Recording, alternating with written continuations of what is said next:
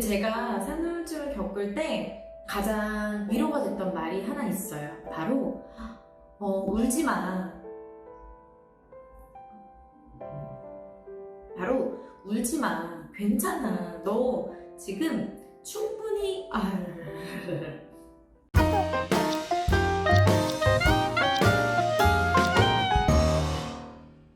안녕하세요. 안양마님의 편한 엄마 한돌기입니다. 반갑습니다. 잘 지내셨나요? 오늘은 여러분들께 어떤 이야기를 드릴까 고민을 좀 해보다가 출산한 지 3개월이 된 딱 이 시점에 제가 여러분들께 편안하게 말할 수 있는 주제를 찾아왔습니다. 바로 오늘의 주제는 산후우울증인데요. 대부분 산후우울증에 대한 키워드를 찾으시는 분들이 육아하시는 분들이시더라고요. 그런데 오늘은 육아하시는 분들은 물론이고 임신하신 분들도 꼭 들어보셨으면 좋겠어요. 보건복지부에서도 임신하신 분들, 임산부가 들어야 할 필수 교육 과정에 산후우울증 예방법 그리고 산후우울증을 극복할 수 있는 그런 교육 내용들을 꼭 듣게끔 해놓은 상태거든요. 임신하신 분들이 주변에 계시다면은 꼭 들어봐 라고 추천해 주셨으면 좋겠습니다. 제가 첫째 아이를 키우면서 수없이 내뱉었던 말이 있습니다. 바로 이렇게 새벽 내내 공부하면서 키우는 게 맞는 것인가? 인터넷 검색을 하다가 밤을 꼴딱 새면서 아이를 키우고 그런데 그게 잘못되면 내 탓인 것 같고 죄책감을 느끼고 다 이렇게 키우는 건가? 저출산 시대다 라고 해서 아이를 낳으라고만 하지 말고 아이를 좀 잘 키울 수 있는 방법을 누가 임신 기간 동안 알려줬으면 좋겠다. 그리고 어느 정도 육아에 대한 지식을 갖고 아이를 낳았어야 되는구나 라는 생각을 정말 많이 했어요. 우리가 운전을 하면서 길을 가다 보면 내비게이션이 얘기를 해주죠. 전방에 방지턱이 있습니다. 전방에 급커브 구간입니다. 50으로 가세요. 100km로 달려도 좋습니다. 이런 이야기들을 해주는데요. 이런 이야기를 듣지 않고 우리가 그냥 운전을 하고 가다가 방지턱을 만나거나 돌부리를 만나거나 그러면 덜컹덜컹 깜짝깜짝 놀라겠죠? 그리고 급커브 구간이 있을 때도 위험천만하게 돌면서 진땀을 빼고 이런 경험을 한두 번 하다 보면 운전하기가 겁이 나기도 하고 운전을 한 번 하고 나면 확 지쳐버려서 다시 하기 싫어지기도 합니다. 이렇듯 첫 번째 육아가 내비게이션 없이 가는 길이라고 생각을 해보신다면 걱정과 두려움만 앞서게 될 거예요. 그래서 우리 첫째 엄마들, 초보 엄마들이 육아하면 지친다, 힘들다 라는 이야기를 많이 하시는 것 같아요. 저의 영상이 지금 육아하시는 어머님들께 그리고 임신을 하신 예비 어머님들께 내비게이션 같은 영상이 되었으면 좋겠습니다. 먼저 산후우울증에 대해서 좀 들여다보면요. 조사 결과에 따르면 산후우울증은 기혼 여성의 90.5%가 겪었다라는 자료가 있습니다. 그런데 저는 이 수치를 100%라고 말씀을 드리고 싶어요. 산후우울증은 모두에게 찾아온다. 나는 안 올 것 같은데? 옵니다. 저도 왔었고요. 그리고 산후우울증을 겪는 사람이 자살 충동을 느낀 거는 30%가 넘고요. 그리고 아이를 거칠게 다루면서 학대를 한 것도 50%가 넘습니다. 이렇게 산후우울증은 굉장히 무서운데요. 혹시 이 영상을 보시는 분들 중에 30대가 계신가요? 30대 손 한번 들어보실까요? 네, 저도 30대고요. 제가 30대를 왜 여쭤봤냐면 산후우울증을 겪는 사람 중에서 30대가 70% 이상 급증했다라는 결과가 있었습니다. 이렇게 모두에게 찾아오는 산후우울증 100이면 100 다 오는데 우리나라 대한민국에서는 치료율이 1%도 안 된다고 합니다. 그래서 산후우울증이 깊어지고 오랫동안 지속되기도 하는 것 같아요. 이런 산후우울증은 도대체 왜 오는 걸까요? 그리고 나에게도 정말 올까요? 라는 생각을 하시는 분들이 계실 텐데요. 방금 말씀드렸던 조사 결과처럼 모두에게 다 옵니다. 저도 왔었어요. 저는 산후우울증이 굉장히 깊고 오랜 기간 동안 왔었어요. 첫째 때. 이런 산후우울증이 왜 오는 건지 곰곰이 생각해보고 연구를 해봤는데요. 세 가지로 나눌 수 있을 것 같아요. 산후우울증이 오는 이유, 첫 번째는 호르몬의 변화입니다. 우리 강아지들도 새끼를 낳고 나면 어때요? 어미개들이 굉장히 예민해지죠? 새끼 근처에만 사람이 올 것 같으면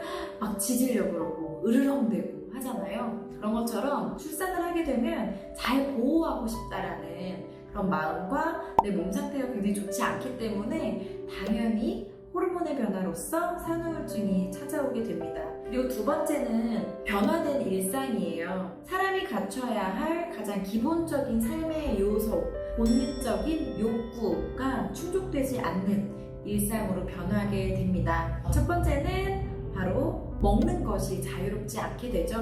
모유수유를 하게 되면 더 제한적인 것도 많고요. 그리고 두 번째는 자는 게 만족스럽지 않아요. 자도 힘든, 그리고 솔직히 잘 수가 없어요. 신생아를 키울 때는요. 그리고 세 번째, 싸는 것도 내 맘대로 안 되죠. 아이가 울면은 급한데도 당장 먼저 달려가서 앉게 되고 아이가 나를 찾지는 않을까 문을 열고 싸게 되고. 네 번째, 요즘 SNS에서 가장 많이 볼 수 있는 단어, 자유부인이라는 단어인데요. 여성분들이 나만의 시간을 갖고 싶어하는 욕구가 굉장히 커졌습니다. 그래서 요즘 여성들에게 산후우울증이 오는 확률이 훨씬 더 높은 것 같아요. 자, 이렇게 인간이 갖춰야 할 기본적인 요소, 먹고 자고 싸고 놀고 이런 것들이 다 제한이 되다 보니 당연히 산후우울증이 안 올 수 없죠.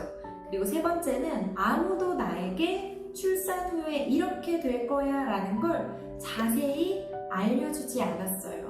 그리고 나도 출산 후에 이 조그마한 아이를 어떻게 키우는지 자세히 들여다보고 들은 적이 없습니다. 이렇게 세 가지 요소 중에 아무도 나에게 말해주지 않고 자세히 보고 들은 적이 없어서라는 이유가 가장 크게 와닿았던 것 같아요, 저는. 그래서 오늘 제 이야기를 좀 들려드릴까 합니다. 저뿐만 아니라 다른 분들의 사례들도 많이 들어보시면 산 후에 조금 더 견딜 수 있는 힘이 생길 거예요.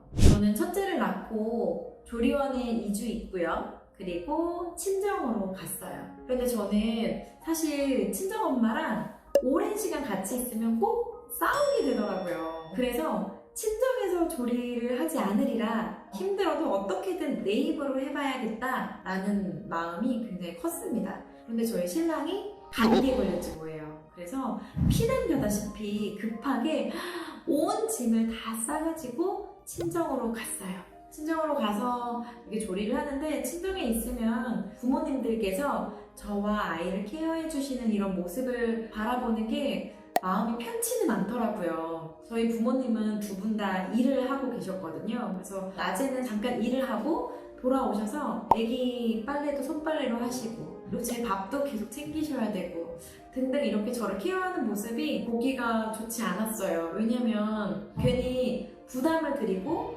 힘듦을 드리는 느낌인 거죠. 그래서 엄마한테는 밥하지 말라고, 지금 배 안 고프다고, 잘 거라고, 음식 많이 하지 마, 손빨래 하지 마, 세탁기 돌려도 돼, 이렇게 짜증만 내게 되더라고요. 우리 딸들은 왜 이렇게 엄마한테 예쁘게 말을 못하나 몰라요, 그죠?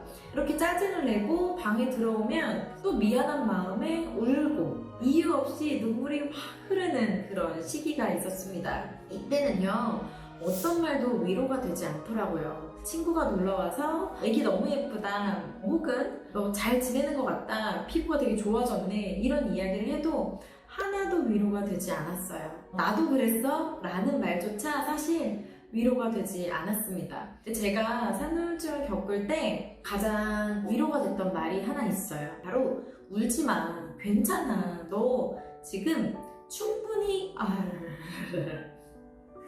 울지 마, 괜찮아, 지금 충분히 잘하고 있어.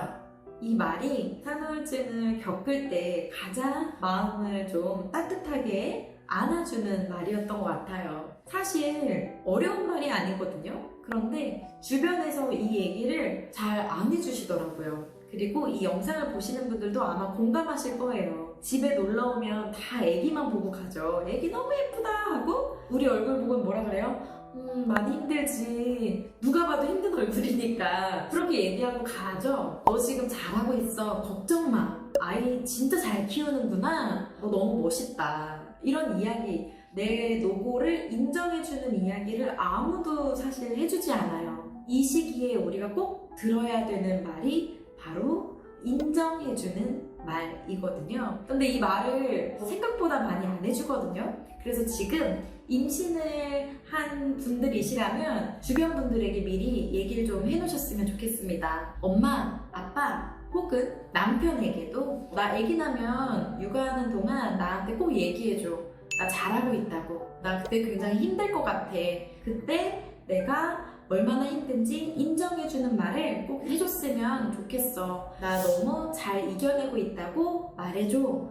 라고 미리 꼭 얘기해 놓으세요. 그리고 이미 지금 산후우울증을 겪고 계신 분들이라면 그냥 먼저 얘기하세요.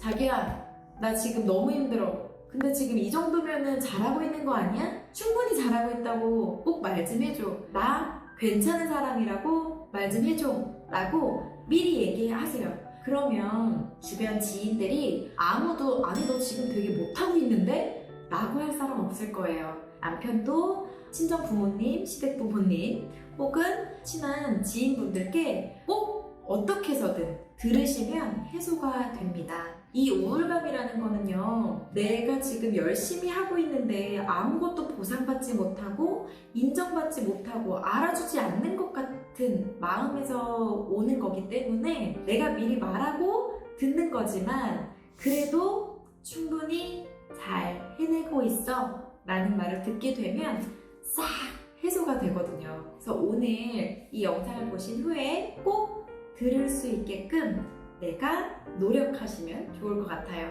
우리가 잘하고 있다라는 말을 듣는다고 바로 이게 우울증이 사라지지는 않습니다. 이 산후우울증이라는 건 어떻게 받아들이느냐, 그리고 어떤 마음가짐으로 그 시기를 잘 지내느냐에 따라 좀 바뀌게 되는데요. 살면서 여자의 얼굴이 딱 5번 바뀐다고 해요. 성형을 하지 않아도 이렇게 풍기는 느낌이나 얼굴의 인상이 바뀌는 경우가 있잖아요.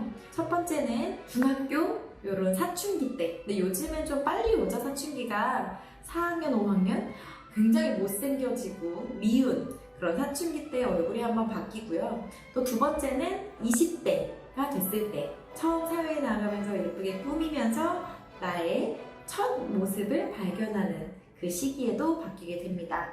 그리고 세 번째는 바로 엄마가 되었을 때 얼굴이 바뀐다고 해요. 그리고 또 네 번째는 할머니가 됐을 때 굉장히 인자해지면서 또 한 번 할머니의 모습으로 얼굴이 바뀌어요. 그리고 마지막은 자식이나 배우자를 잃었을 때 또 한 번 얼굴이 바뀌게 됩니다. 그 중에서 이 세 번째가 가장 여자의 인생에서 크게 차지하는 부분인 것 같아요. 아이를 낳고 자상한 엄마의 모습이 되느냐 혹은 싸납고 예민한 아줌마의 모습이 되느냐의 기준점은 우리가 산후우울증은 모두에게 오는 거구나 라는 것을 알고 어떻게 받아들이는지 이 마음가짐에 달려있다고 생각을 합니다. 아이를 임신하고 출산을 했다면 어차피 피할 수 없는 일, 피할 수 없으면 즐겨라. 사실 이 힘든 걸 즐기는 건 또라이 즐긴다는 표현보다는 지혜로운 엄마의 모습으로 헤쳐나가셨으면 좋겠습니다. 자, 오늘의 내용을 정리해보면요. 산후우울증 첫 번째, 무조건 온다. 누구에게나 온다. 두 번째, 그러니 자연스럽게 받아들여라. 세 번째, 새로운 엄마의 삶이 쉽지 않다는 걸 인정하라. 그리고 네 번째, 내 노고를 알아줄 수 있는 멘트를 요청해서라도 들어라. 그 멘트는 너 충분히 잘하고 있어. 최고야. 오늘은 이렇게 산후우울증을 받아들이는 마음가짐에 대해서 좀 해봤는데요. 이미 산후우울증을 겪고 계신 분들도 많이 계실 거예요. 그래서 다음 영상은 제가 산후우울증을 극복했던 이야기들을 가지고 오려고 합니다. 그럼 저는 다음 영상 산후우울증 극복 스토리에서 찾아뵐게요. 오늘도 편육하세요.